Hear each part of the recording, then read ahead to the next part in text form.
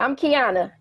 And I'm Khadija with ThisIsRnB.com, and we're here with the mayor of R&B, Troy Taylor. How are you? Awesome. So glad you're here.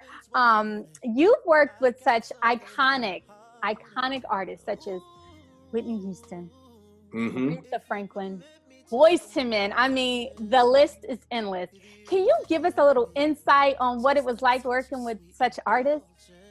Well, okay, so Boyz II Men, they were kids. So I was 22, Wanye was 15, Sean was 16, Mike and Nate were 17. So we didn't, I didn't know they were going to be Right. the iconic temptations of my generation. Right. So that's that. As far as Aretha Franklin, growing up on Aretha Franklin, I never desired to work with her because she's the queen. So it's like, how dare I say I want to work with Aretha Franklin? You're not worthy. You're not worthy to work with Aretha. So it never crossed my mind to ever work with her. Though I know her music, like I know everything about Aretha Franklin. So when the opportunity presented itself, I was super prepared, but still didn't think that would ever happen. And not only that for it to happen, but actually build a relationship with her. Because she would call me periodically, just saying hi, from different numbers every single time. But she would call me and just say hi and see if I had any new songs or whatever. So that was really an honor. And then working with Whitney, who's super hilarious. But one particular time she came in and she was like, I heard about you and Riri talked about you. I was like, who? Riri, she loves you. I'm like, who's Riri? She's like, Aretha. I was like, whoa. I'm like, yo, Aretha told you about me? She's like, yeah, she loves you. She loved working with you. I'm like, yo, come on, this is like a seriously a double. So, but iconic Isley Brothers, Patti LaBelle, like these are people. I don't know. I just never thought that could ever happen. So. But it gave me confidence to know that all the studying I did as a kid, not even knowing that I was studying, it made it all well worth it. You know what I mean? I was the kid that would sit in the middle of albums and just read credits and just off for hours. So when I worked with them, it wasn't unfamiliar to me. It was like I knew them. Wow, that's amazing. And so although Aretha called you from block numbers or different numbers each time, that's a testament to your craftsmanship. Yeah, it really is. That's awesome. So you work with artists like Whitney Houston, like we said, and Boyz II Men. So how was it working with artists back then versus artists now? I know you did work with Jacquees. I'm sorry, I don't mean to laugh, but so Aretha, she had the song, the melody, the lyrics down pat before I even got there. So there's no lyric sheets. It's just her going in, giving me tracks, like, and then stepping out and then letting me just choose which ones I like. Well prepared. Did I say no lyric sheet? No yeah, lyric. you did. Against these guys now, line, literally, by line, by word, punch in. Can't remember words, can't even remember a line 3 seconds after hearing it. So yeah, it's a huge difference. Oh, okay. All right. And I ain't saying no name. All right. We're not going to ask. We don't want to change our view on them. Like, it took you like 30 times to do that one little hook. Okay. So growing up in Connecticut, where did you kind of develop your passion for music? I know you first started off as an artist and you said you were the child or the kid who would sit and just read the back of records to see the credits. But, I love Connecticut, don't get me wrong, but where are you really going to find all this R&B music? I didn't look at it that way actually growing up. And I really didn't. I remember in nursery school hearing the radio. So I'm like, what, 3, 4, something like that. I remember hearing the radio, and I remember hearing songs on the radio. As I got older, those songs stuck in my head, and then I would learn who they were. But the melodies, the music, I didn't know. I remember it moving me a certain type of way, enough to remember. So as I got older, I just would remember certain songs, and they would hit me a certain type of way. I would learn the people, who they are. So now I know who the artist is, what album it's on, what year the album came out. And then gradually I would start learning who produced it, who wrote it, and who played on it, you know what I mean? And so it would be like that for me. And then by the time it hit me around 12, hit me around 14, 13, 14, that I wanted to play the piano. My dad played piano and bass, but I didn't know him because he died before I was born. My grandfather was a big local music director in the church. So he played piano, but I didn't grow up watching him because he was separate from us. So I didn't really know too much until I became a teenager. So it's already in me. So my dad is on that side and my grandfather is on my mom's side. So it came, you know what I mean? Okay.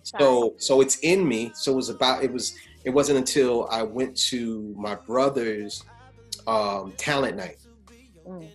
And that high school that I saw him in, I was about to go into, he was about to graduate. So when I saw that and I saw all the girls screaming for people singing on there, I'm like, yo, I want to go to this school. Yo, I want to do that. I want to get up there and sing too and get the girls screaming. So that's where it all began. And from there, just being in local groups, and, you know, I was the kid at home that had the 8-track with the keyboards and the drum machine, and everybody's like, how you do that? Is that you in the background too? Yo, that's dope. Well, fresh was the word back then. Right. So, right. Yeah.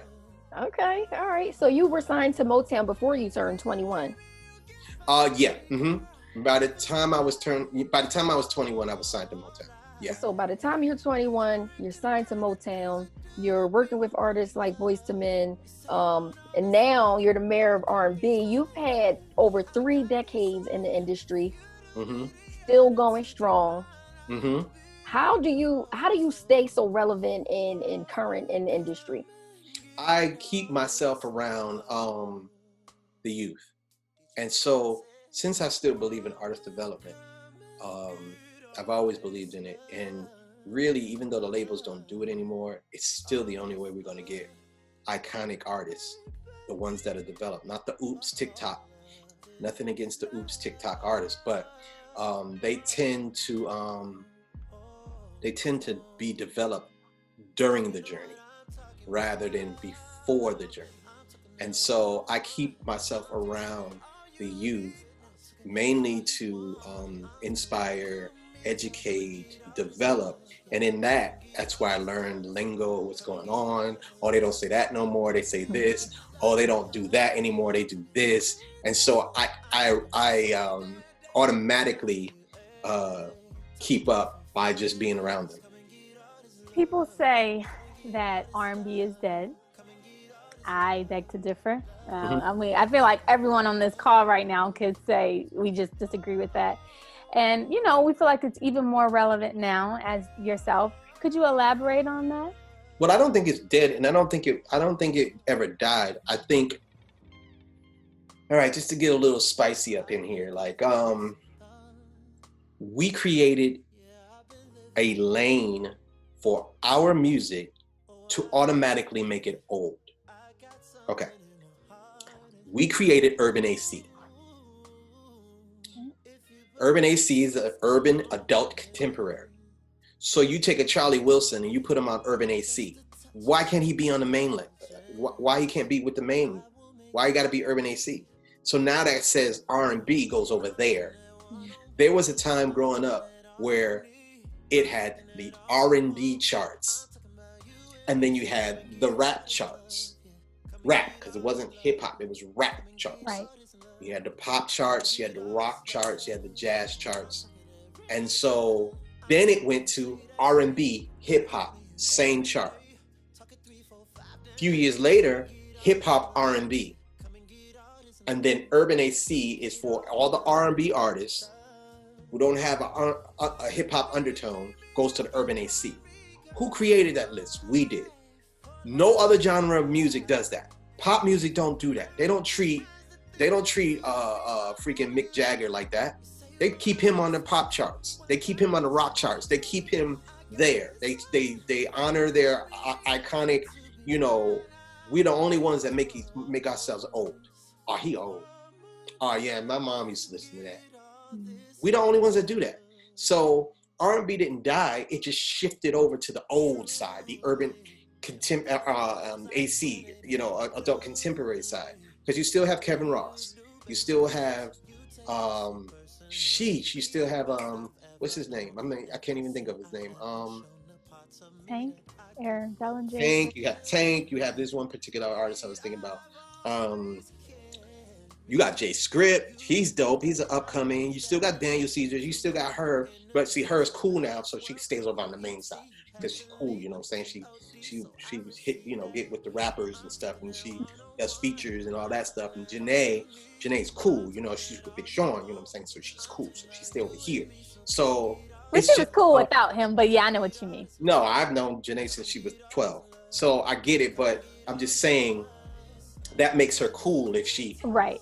Yeah, you know. So who was I talking about? I was thinking about can't even think of his name. It's gonna hit me and I'm gonna yell it out. So when I yell it out, you'll know what I'm talking about. Like, oh, that was it. Right. So, but yeah, I feel like it's always been there, but we made it old.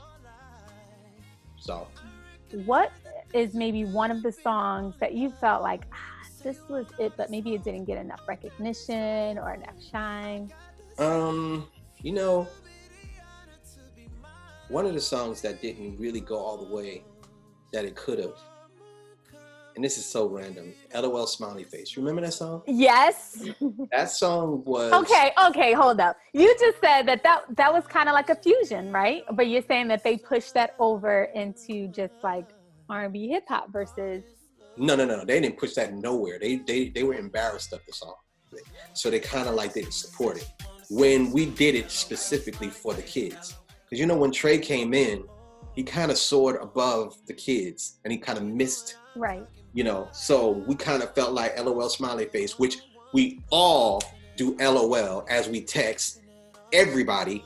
So, and then the song is mad sexual. So how's it a kiddie song? It's really not. But the label was very embarrassed of it, so they kind of like didn't support it. So when you ask me that question, that's the first thing that comes to mind. That could have been a big record had they just let it do what it does. Wow. Yeah, I mean, and it was definitely Lucky Day. Lucky Day. Okay. That was it. We came back. We brought it back. Right. But going back to your LOL Smiley Face, I mean, it definitely got a lot of spins in record, you know, in the clubs everywhere you went. And it could have gotten more. Yeah, it's true. It could have gotten more, but everywhere you went, definitely heard that song playing, and it was, right, you know, moving the crowd. And even the younger generation, they still know it. I mean, I have a niece who's 21 and ones that are even 18 that know that song. So yeah, but that proves my point. They didn't push it because they, you know, Trey, he can't be a sexy man talking about some LOL Smiley Face. I'm like, what are you talking about? You texting somebody putting LOL right now, so stop. Like, right. But that's the first song that comes to mind. All right. You don't know it all, right? I love that song. Yeah, that was a good one. That was definitely a good one. Hey, 804-335. Okay, sorry. Wow. Okay. And you were definitely an adult when that came out. I was. And you still rocking with it. Put me out there like that, but yes. Okay. All right. So you have a lot of knowledge. You've been in the game a long time. You're very respected. Let's talk about your master classes and what prompted you to start them, and what can one expect at your master class? Well, master classes actually started in my Ustream class. I used to do, and the Ustream class started because Trey would go do Ustream, and then when he signed off, I would continue it. So they would come to my Ustream, and then slowly but surely, it became a thing that once Trey goes on the road or whatever, I became the, every Tuesday and Thursday, 10 o'clock, on Ustream. And then it turned into TTU class. And in that is where slightly the master classes and just giving back the knowledge started.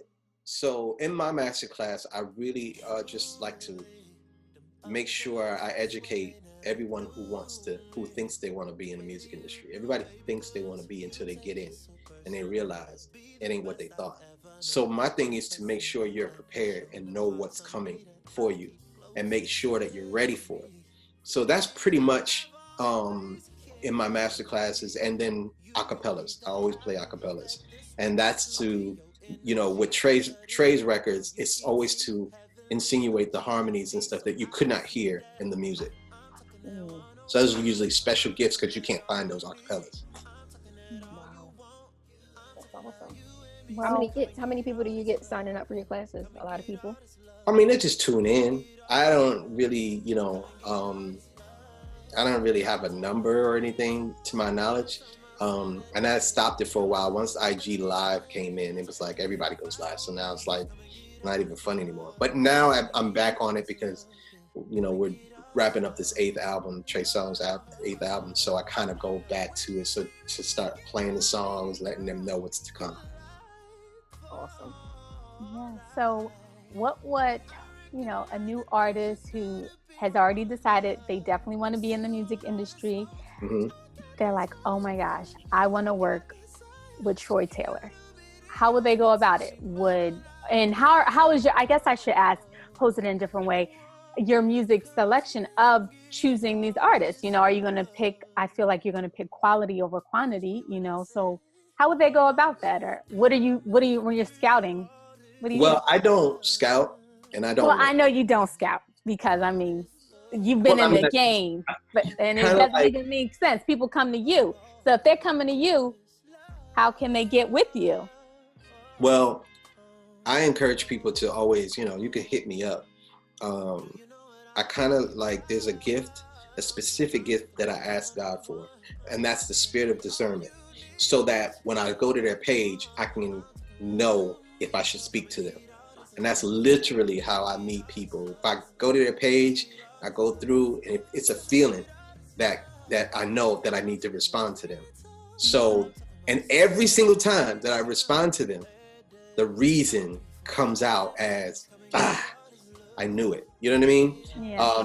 Very seldom have I done that and dang. There was always something that I needed to give them, something to show them or something to tell them, even if it's for a long time or for a short time. So I say to people, just hit me. If it's meant for me to speak to you, I'm going to feel it.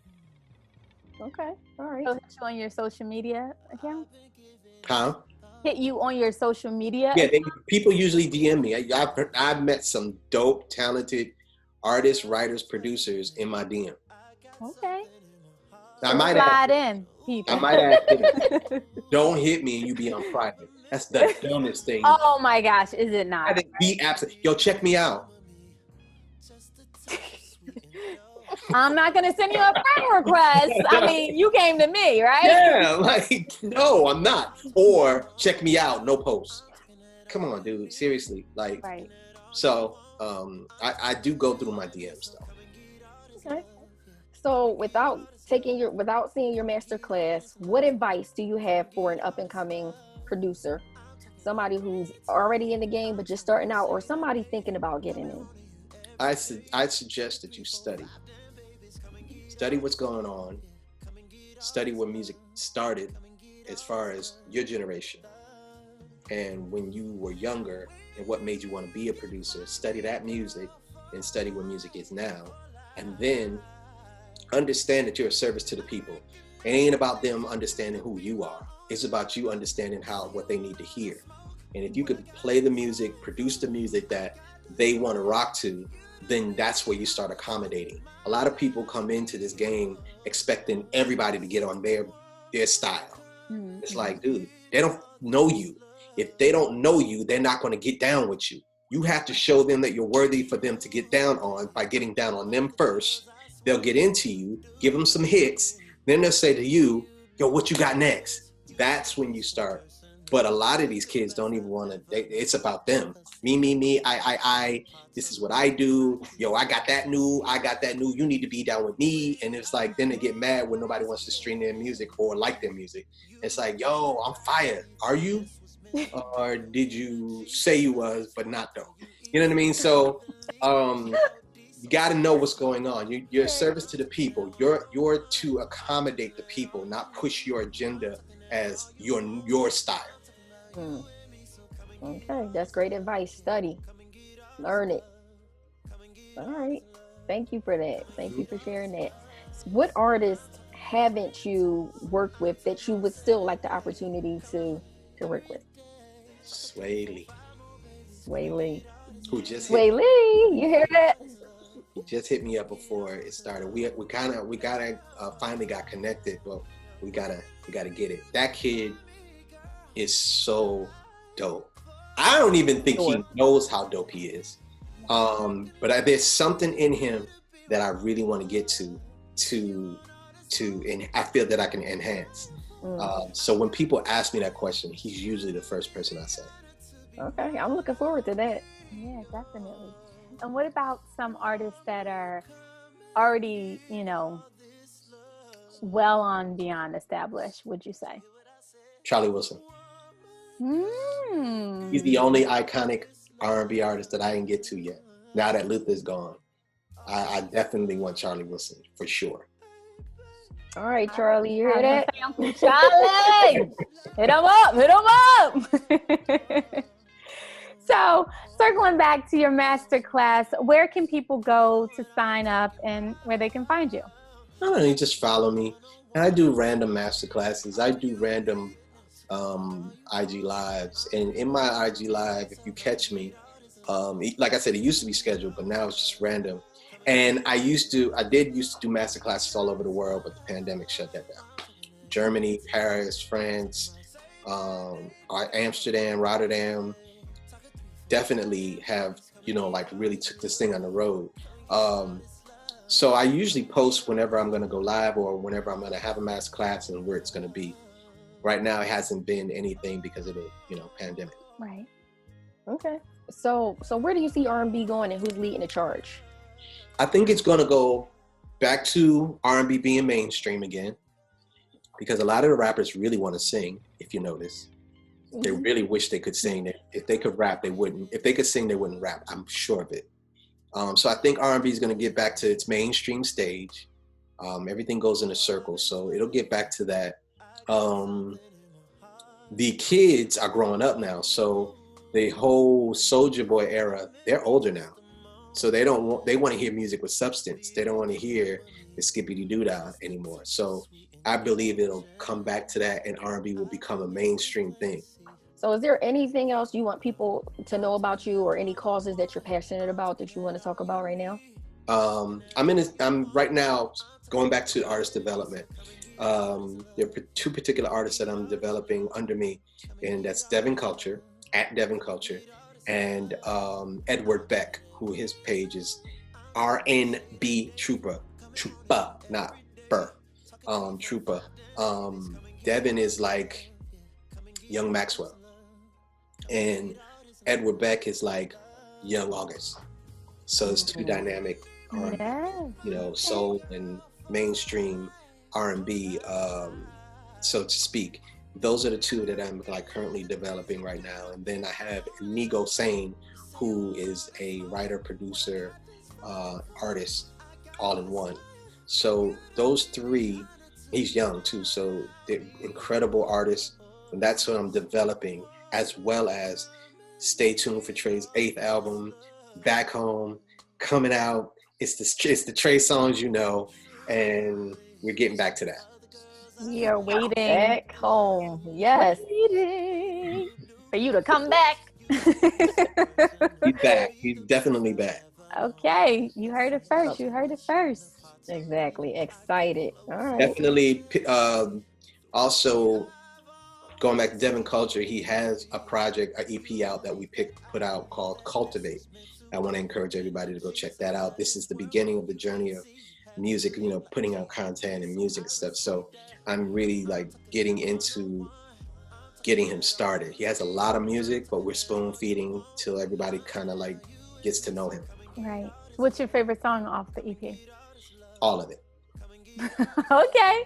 Not seriously, all of it. I can believe it. I can believe it. I can 5 believe songs. But if you force me, if you're like, come on, Troy, just Give us one. I'd say Red Light, Green Light. Ooh. Red light, green light. Mm-hmm. Okay. All right. You got to check those out. Definitely. Yes, Mayor of R&B. How did you come up with that? I decided I'm the mayor of R&B. The end. I love it. I love it. You can do whatever you want to be. Literally. Hey. Literally, I said it and I branded it and people followed. Love it. And they joke about it all they want to. That's what it is. Whatever. Right. I love it. Nobody else was going around talking about they the mayor. Exactly. So. Right. Exactly.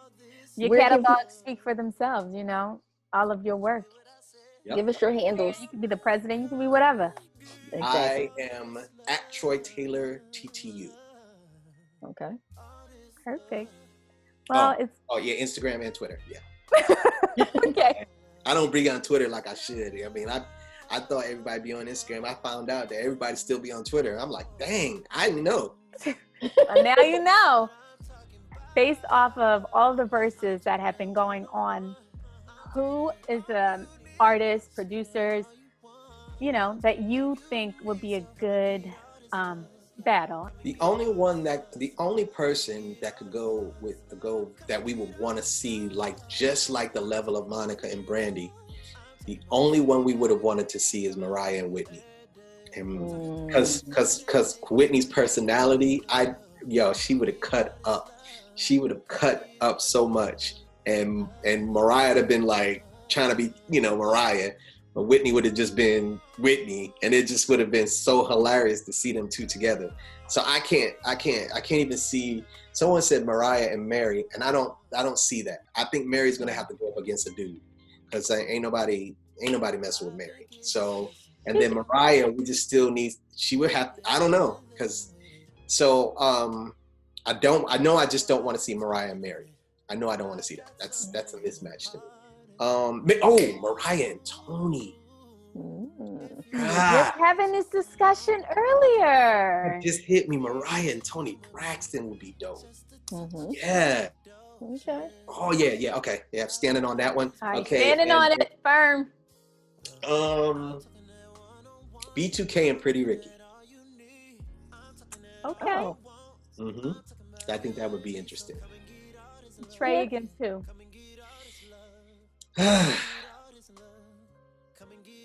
I would say Chris, because they came up together. Right. But everybody wants Chris and Usher.